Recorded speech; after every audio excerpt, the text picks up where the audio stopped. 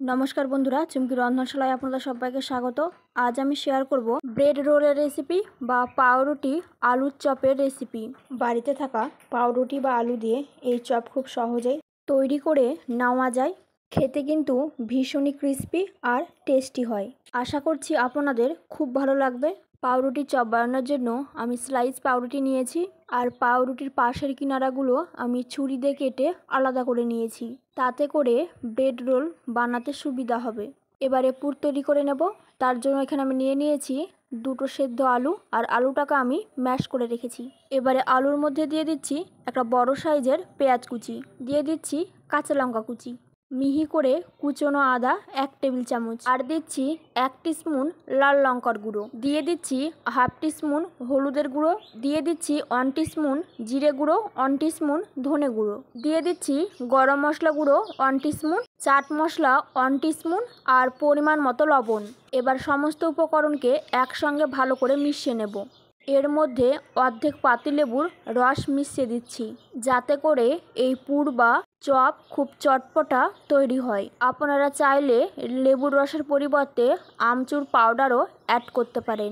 সমস্ত কিছুকে একবার আবারও খুব ভালো করে মিশিয়ে নেব। এবার এর মধ্যে দিয়ে দিচ্ছি রোস্টের চিনেবাদাম, খোসা ছাড়িয়ে নিয়েছি। আর এর মধ্যে যদি চিনেবাদাম দেওয়া হয় তাহলে খেতে ভীষণই টেস্টি হয়। পুর তৈরি হয়ে গেল। এবার একটা পাত্রের মধ্যে কিছুটা পরিমাণে জল নিয়েছি।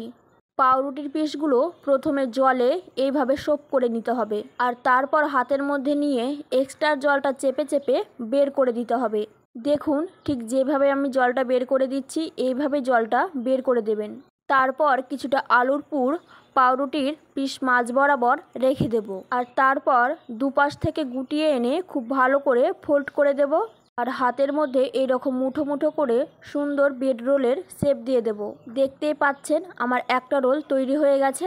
এইভাবে সমস্ত ব্রেড রোলগুলো তৈরি করে নিয়েছি।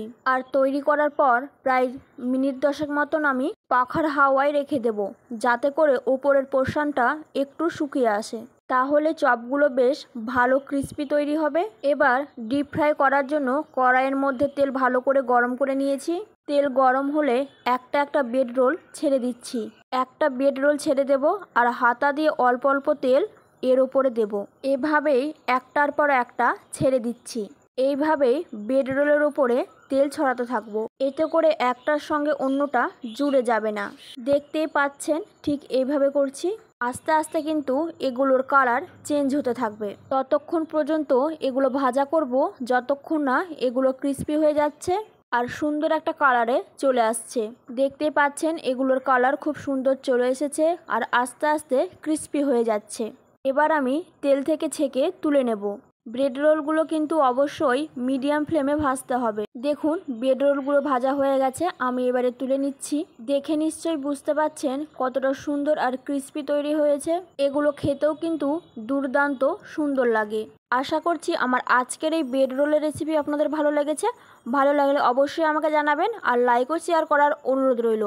আমার চ্যানেলে নতুন বন্ধু হয়ে থাকলে চ্যানেলটি সাবস্ক্রাইব করে নেওয়ার অনুরোধ রইল। পাশে থাকা বেল আইকনটা অবশ্যই প্রেস করে দেবেন, কারণ আমি চ্যানেলে যখনই কোনো নতুন রেসিপি শেয়ার করবো নোটিফিকেশন আপনাদের কাছে পৌঁছে যাবে। আজকের মতন এই পর্যন্ত, আবার হাজির হয়ে যাবো নতুন কোনো রেসিপি নিয়ে। ভালো থাকবেন, সুস্থ থাকবেন, ধন্যবাদ।